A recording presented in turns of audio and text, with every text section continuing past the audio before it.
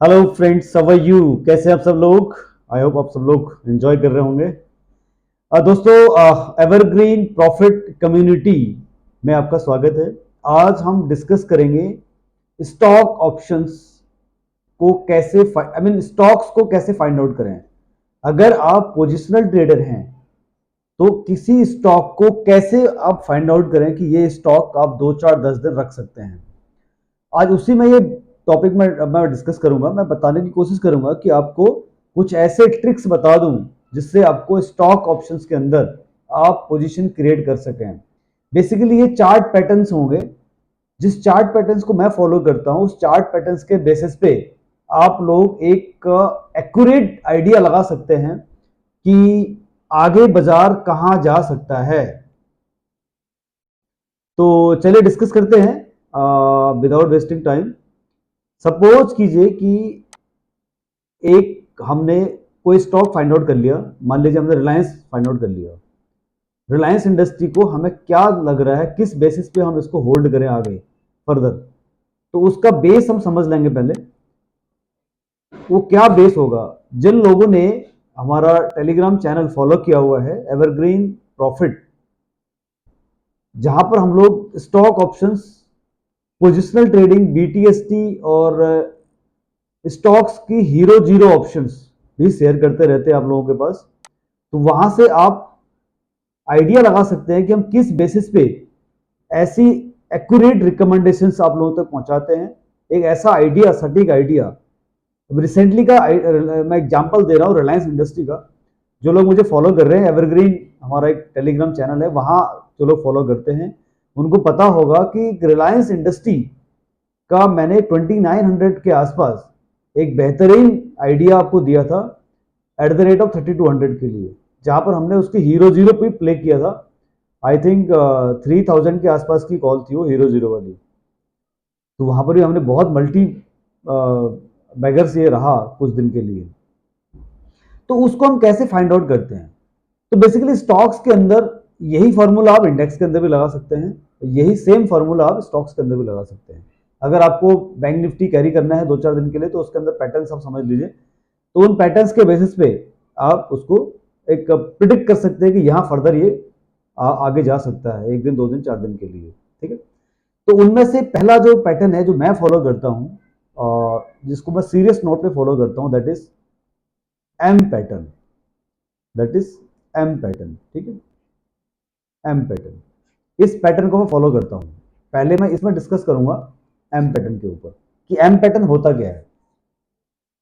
किसी भी स्टॉक्स के अंदर अगर कोई एम फॉर्मेशन आ रही होगी, मैं आप लोगों को बार बार ये भेजता रहता हूँ कि किस स्टॉक्स के अंदर कौन सा फॉर्मेशन है और आगे क्या हो सकता है उसके अंदर। अगर कहीं स्टॉक्स पे कोई आपको पैटर्न दिख रहा है, एम पैटर्न दिख रहा है, मीन्स यहां पर चांसेज हैं कि एक बार वो बॉटम, डबल बॉटम जो है वो लगा सकता है। मैं एक बार एग्जांपल समझाने की कोशिश करता हूँ। अगर कहीं मुझे रिलायंस इंडस्ट्री के अंदर कोई एम बॉटम अगर दिखता है मुझे, बेसिकली ये 15 मिनट्स के अंदर अगर करेंगे तो ज़्यादा आपको एक्यूरेसी मिलेगी 15 मिनट के चार्ट पर। ठीक है।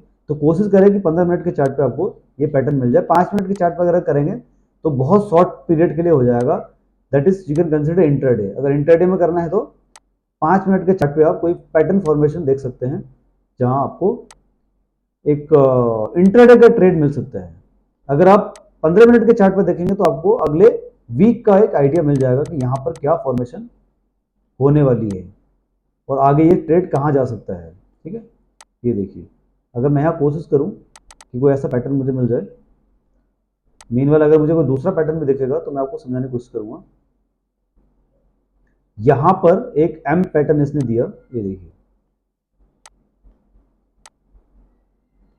Double bottom. ये देखिए यहाँ दिख रहा है आपको एम पैटर्न। ये देखिए, ये एम पैटर्न यहां दिया। ध्यान से देखना है, जो लोग ट्रेडिंग करते हैं वो ध्यान से देखेंगे। ये छोटी छोटी चीजें हैं जो आपको आइडिया देंगे और आपकी ट्रेडिंग स्किल्स को मजबूत बनाएंगे। ठीक है। ये एम पैटर्न दिया यहाँ पर, ये दिख रहा है आपको एम पैटर्न। थोड़ा सा अगर मैं इसको बड़ा करूंगा तो आपको क्लियर दिख जाएगा एम पैटर्न। तो एम पैटर्न फॉर्मेशन में आपको ये हिंट मिल जाएगा कि यहां से ट्रेड अब किस तरफ जाने वाला है। थोड़ा सा मैं अगर इसको बड़ा करता हूँ, जूम करके हल्का सा बड़ा करने की कोशिश करता हूँ, ये देखिए, यहां पर एक एम नुमा शकल मिल रही है आपको, एक पैटर्न दिख रहा है एम शेप का। तो ये एम शेप आपको बताएगा कि आगे ये कहां तक जा सकता है। ठीक है ना, ये देखिए। अगर मैं इससे पहले की पैटर्न की बात करूं तो आपको एक डब्ल्यू पैटर्न भी दिख रहा है यहाँ पर। ये देखिए, जब भी एम पैटर्न फॉर्मेशन दिखता है तो चांसेस है कि एक बार ट्रेड हल्का नीचे आकर के बॉटम ले सकता है। अगर बॉटम को ब्रेक कर देगा तो नीचे आ जाएगा। यहां एम पैटर्न बनाया इसने, एम पैटर्न बना के बेस ले कोशिश करी, बेस लेके नहीं बेस रुका और इस लेवल को सपोर्ट को ब्रेक कर गया तो नीचे आपको नया बॉटम मिल जाएगा, उसका फिर नया बॉटम मिल जाएगा। यहां पर हुआ है, यहां एक एम पैटर्न मिला।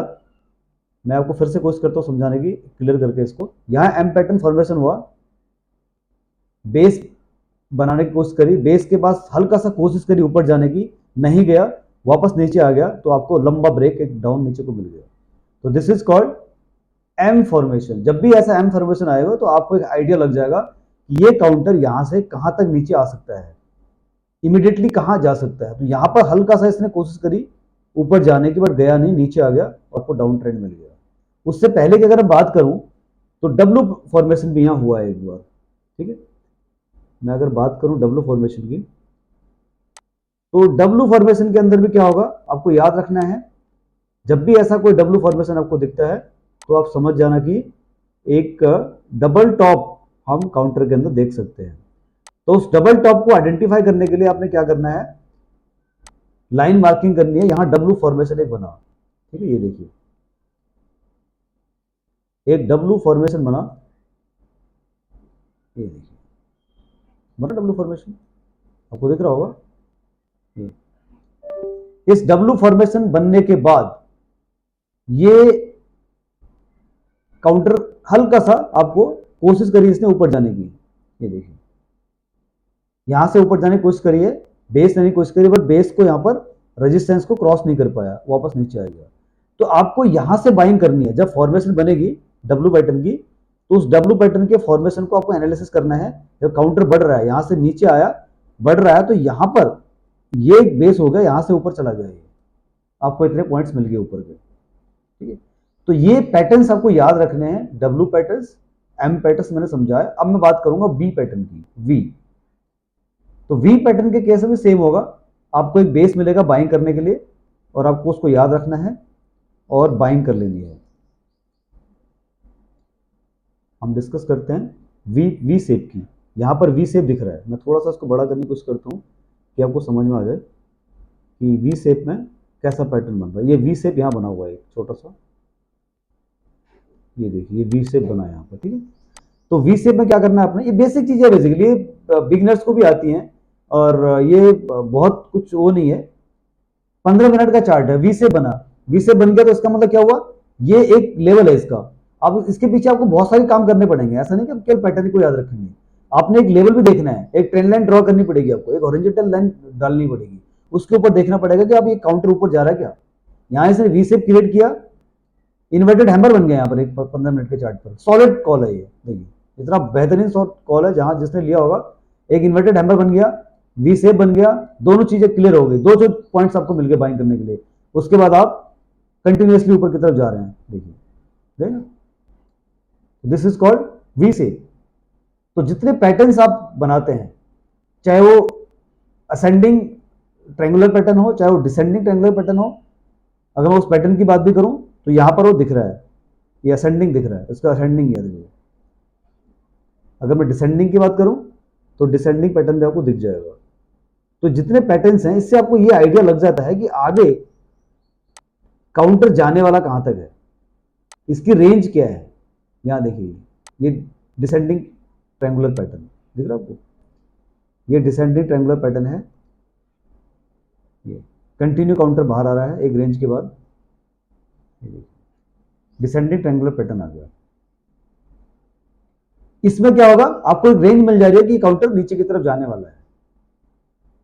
तो इसी प्रकार से इन पैटर्न्स को याद रखना है और पैटर्न्स को याद रखने के साथ साथ आपको फॉलो करना है और डेफिनेटली आपको एक अच्छा हिंट मिलेगा बाइंग करने के लिए। स्टॉक ऑप्शंस को सेलेक्ट करने के लिए आपको ट्रेंडिंग मार्केट, ट्रेंडिंग काउंटर की स्टॉक्स को लेना चाहिए।